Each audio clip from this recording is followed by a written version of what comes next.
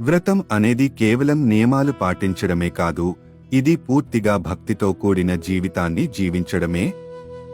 ప్రతిరోజు కాస్త ముందే లేచి దీపం వెలిగించి శాంతంగా ప్రార్థనలు చేయాలి.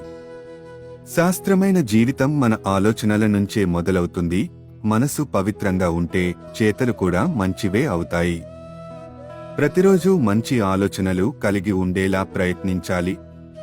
కోపం, గాసిప్, అబద్ధం, అహంకారం ఇవన్నీ వదిలేసి మౌనం, వినయం, నిజాయితీని అలవాటు చేసుకోవాలి.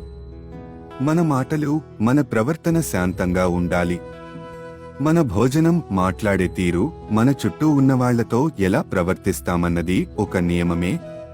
తినేటప్పుడు మౌనంగా ఉండాలి, అందరితో మంచిగా మాట్లాడాలి. ప్రతిరోజు మంచి నిబంధనలతో జీవిస్తే మన పాత అలవాట్లు, మన అహంకారం క్రమంగా తొలగిపోతాయి. స్వామి ఆలయంలో తుడిచే పని చేసినా మనస్ఫూర్తిగా చేయాలి.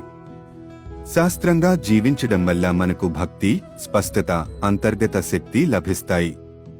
ఒంటరిగా నడుస్తూ, జపం చేస్తూ గడిపే సమయం ఎంతో శక్తివంతం. క్రమశిక్షణ భారతంలో ఆనందంగా మారుతుంది. మన మనసు కాస్త తేలికగా, మన ఆత్మ కాస్త స్వచ్ఛంగా మారుతుంది.